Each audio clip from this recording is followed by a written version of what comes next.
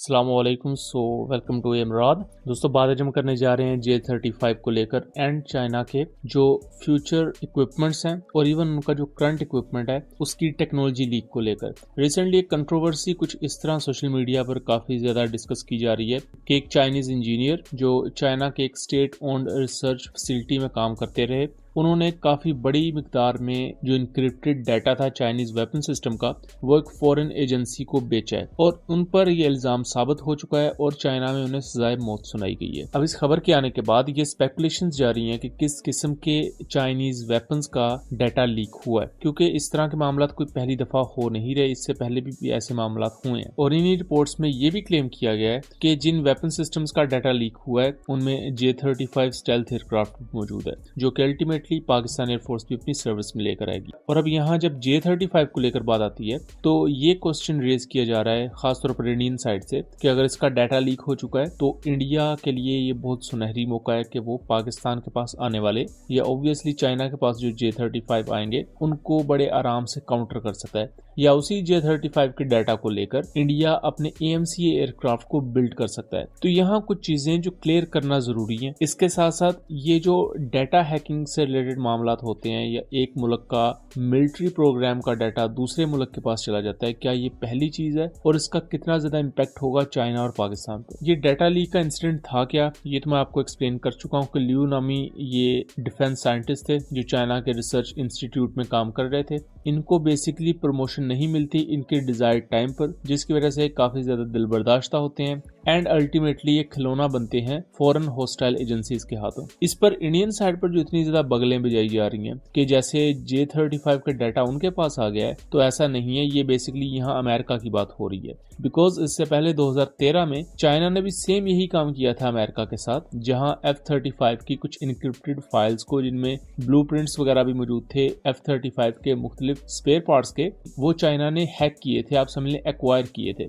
और वो बड़ी मशहूर कंट्रोवर्सी भी थी। अमेरिकन ऑफिशियल्स के बयान भी उस पर मौजूद हैं, रॉयटर्स ने भी और दूसरी इंटरनेशनल मीडिया उसको रिपोर्ट कर चुका है। अब सेम वैसा ही काम अमेरिका ने चाइना के साथ भी किया है और इसी तरह के ही मामला आपको इंडिया और पाकिस्तान के नजर भी आएंगे, वो मैं आगे चलकर आपको जरा बताता हूँ। एक पर्टिकुलर इक्विपमेंट का अगर डाटा हैक होता है तो इसका मतलब ये नहीं होता कि अगला मुल्क उसी इक्विपमेंट को कॉपी बना लेता है, क्योंकि इसी तरह इंडिया के ब्रह्मोस मिसाइल का डाटा पाकिस्तान ने मल्टीपल इंडियन ऑफिशियल्स से एक्वायर किया हुआ है थ्रू हनी ट्रैप, और उसकी रिपोर्ट्स भी आपको देखने को मिल जाएंगी गूगल पर। बट उसका मतलब हरगिज ये नहीं है कि पाकिस्तान ने कोई ब्रह्मोस जैसा मिसाइल बना लिया है। वो डाटा आपके पास होता है, उसमें ऑब्वियसली कभी कभार उसकी डिप्लॉयमेंट से रिलेटेड इन्फॉर्मेशन होती है, उनकी क्वांटिटी से रिलेटेड जो एग्जैक्ट इन्फॉर्मेशन होती है जो पब्लिक डोमेन में नहीं दी जाती। उसके साथ साथ अगर कोई बहुत ज्यादा कॉन्फिडेंशियल डाटा आपके पास आ जाता है तो उससे आप ये अंदाजा लगा सकते हैं कि इस पर्टिकुलर इक्विपमेंट को काउंटर किस तरह करना है। और तब तक कोई इक्विपमेंट कॉपी करके नहीं बनाया जा सकता जब तक या तो उस ओरिजिनल इक्विपमेंट मैन्युफैक्चरिंग कंपनी के साइंटिस्ट आपके पास हों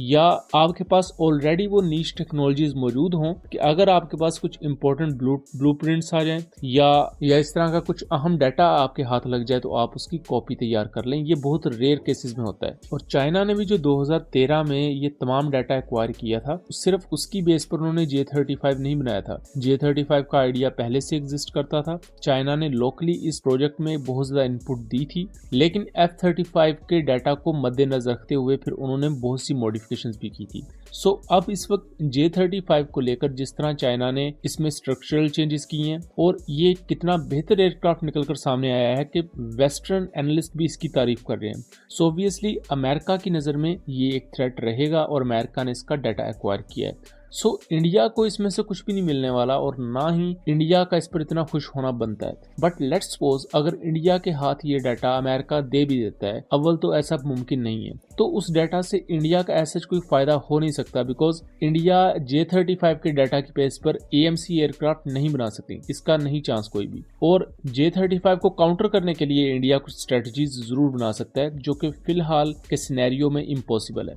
बट अब कुछ ऐसे वाक़यात की बात करते हैं जो कि काफ़ी ज़्यादा मशहूर रहे दुनिया की तारीख में और उन्हें बहुत ज़्यादा डिस्कस किया गया, और वो भी इसी पैमाने के बड़ी डाटा लीक्स थी जो कि मिलिट्री इक्विपमेंट की हमें देखने को मिली। सबसे पहले तो 2013 का सिनेरियो मैं आपको बयान कर चुका हूँ, जहाँ चाइना ने अमेरिकन F-35 का डाटा एक्वायर किया था।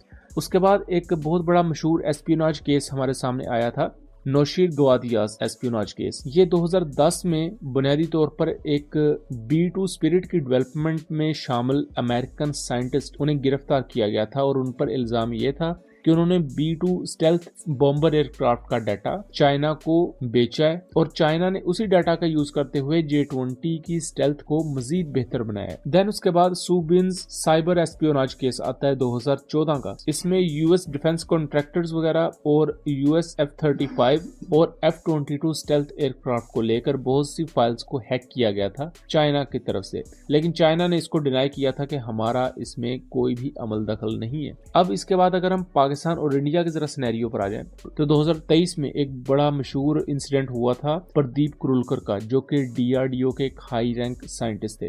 DRDO के ये साइंटिस्ट ना सिर्फ ब्रह्मोस मिसाइल पर काम कर चुके थे, बल्कि फ्यूचर में इंडिया का जो longer range intercontinental ballistic missile है ये उस पर भी काम कर चुके थे।